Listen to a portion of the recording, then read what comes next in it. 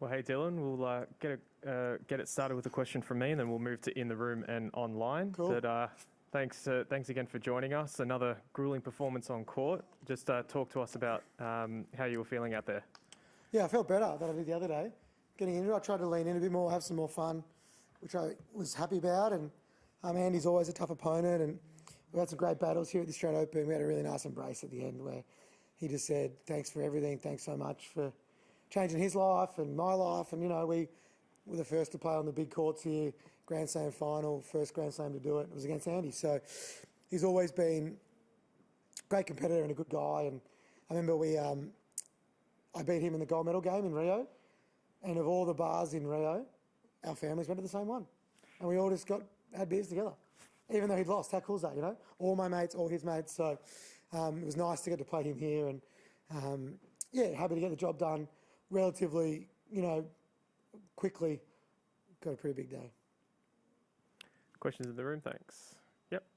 Can you just talk us through your itinerary? When do you leave, get back, and what do the next 48 hours look like for you? There's a bit going on. I came to press unshowered off court because I got to go. So I got to eat, get treatment, chuck on a suit, and then we are flying to Canberra at 4, and then the awards, and then they'll say the winner is Paddy Mills, and then I'll fly home. And then, tonight, it has to be home tonight. So, I think, look, all the 9 nominees for Australian of the Year, 9? So 9? There's 7 states, 2 territories, are amazing. And I honestly think I'm just making up the numbers. But I talked to my team and I was like, look, if by the very odd chance you have a win, you cannot do that on Zoom. So many people with disability should have won that award over the years, but haven't, and it would just be, I would never forgive myself if I don't go, even though I don't think I'm going to get up. So I'm going to go. And, I'm an idiot. I always do stuff like this. I commentate 16 hours a day in the lead up, and then I play this tournament, and I'm always wrecked. But that's just me. I love getting amongst life and having a crack. So cool story. And when they announce someone else's name, I'll listen to their speech and then just walk straight out onto a plane and come home. On that theme, I mean, it's a 48 hours that really sort of encapsulates you. You're playing a amazing honour there potentially, and then a final. What are you sort of more proud of, the on-the-court stuff or the off-field? Definitely off-court stuff. Not awards, none of that. Yeah. But like you saw on my social media, the post of a little kid who did the toss and we fist bumped, and then a tweet from a young woman called Hannah who's in a wheelchair who said, "I just can't believe I'm seeing 2 people like me in prime time doing what they love." Like that just didn't happen when we were young. So that stuff, and that's my purpose, is changing perceptions so people with disability can live the lives they want to live. And but I'm not downgrading what tennis has done for me. It's giving me that platform to do it. So I'm forever grateful, and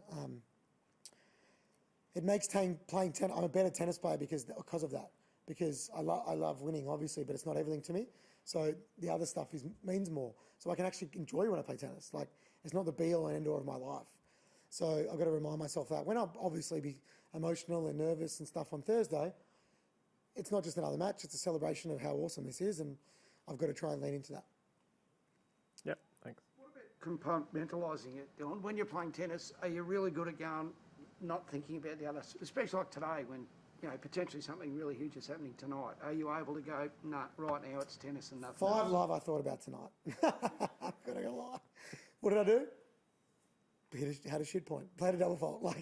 I was like, I'm not gonna lie. Pretty lucky having a 5 love. I didn't think about it all the whole match, and I was like, good boy. I was really proud of myself. So, but yeah, I'm good at that. I wasn't good at that. Working with a guy called Ben Crow made me good at that, where I don't worry about that. I try and stay in the moment and think about what I'm doing and enjoy it and things like that. So, I got through it. Geez, I'm glad it's not on Thursday, though. If that was on Thursday, both on Thursday, I would have been in all sorts. So, I got lucky with the schedule. Probably tried to do both again, but I would have been, I don't know. It's today, thank God, and I'm glad. I was proud of myself for not thinking about it. I haven't even written a speech. I've done nothing. I haven't thought about it at all, and I don't think I need to. So I'm going with that, and I'll wing it if by the very odd chance I get up. Dan? Given your profile's never been bigger in Australia, what would it mean if, as you say, on the off chance you did win it, what would that mean to so many people? Look, I just, people with disability have always been viewed as second-class citizens compared to non-disabled people. It's just an unconscious bias that people have. We can all say it's not there, but it is. You know what I mean? Always been there. We don't get jobs. We don't get asked on dates. We don't get opportunities like other people because people think we can't do it. And, I hope it means a lot to a lot of people, even just being nominated. But so many people with disability have been nominated in the past, and I'm like, they are going to win. Kurt Fearnley, I thought was a shoo-in. And he lost to very worthy people. I'm not downgrading anyone who's won it.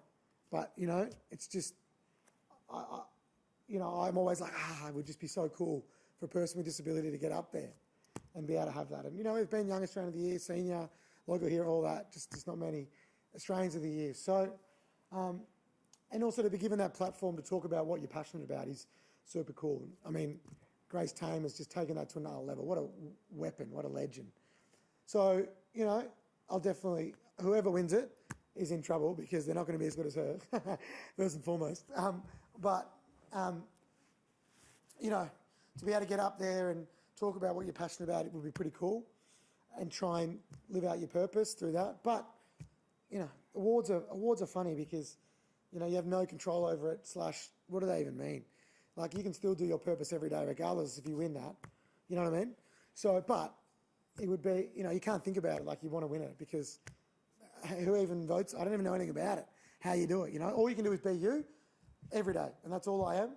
And if I won that, I would be humbled, honoured, forever grateful. But again, there's no point talking about it because I don't think I have any chance. So, but yeah, I've got to go. It's going to be awesome. I'll be tired. Geez, I'll sleep well tonight. Tell you that much. But yeah, it'll be good. Viv? How are the energy levels? It's obviously hot, long matches, lots of emotion. I am like 100% cooked. Like cooked. But I'm always cooked. Like I won an Australian Open on a drip every night in hospital, which I wrote about in my book because I'm an idiot. Like an idiot. But that's what I do, And I'm not on a drip right now, so I'm going better than that. And but that's how I want to do it. Like, even just seeing a guy in a wheelchair do the on-court interview after a big match when he interviewed Zverev. Even I look at that, I'm like, yes, how cool is that? I know it's me, and I'm not like, how cool am I? I'm like, how cool is that? And I don't want to be the only one. Like, I want more of that.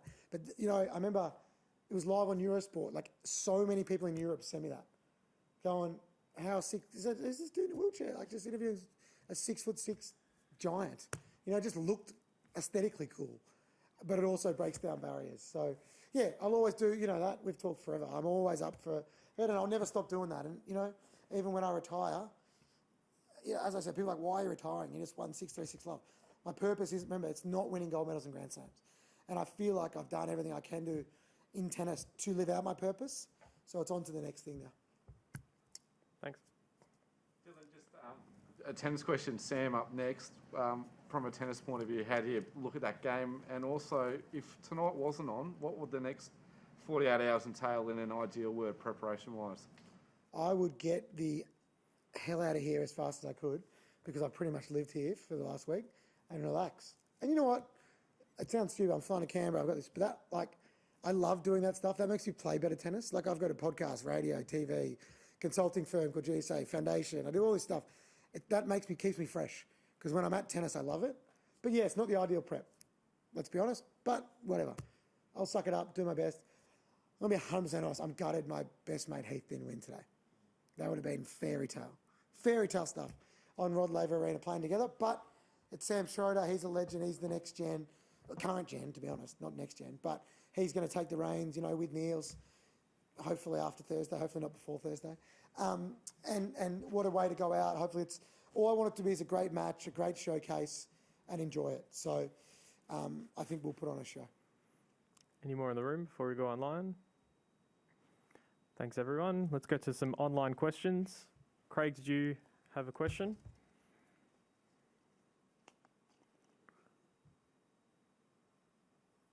Craig, you're on mute, my man. Where would you rate? So let's say you did get the award. Is that going to be the absolute pinnacle for me, or for you? Or I know you were just saying about your achievements on court, but to have achieved also the Golden Slam, how would you distinguish? The biggest achievement for me is just being a happy bloke with a great life, to be honest. And I don't really buy into this all that much. And I used to want this stuff to make myself feel worthy of able-bodied people. Like I had to win everything to prove, look at us, look at disabled people, we can do it. But I'm not like that anymore, you know? I'm just me.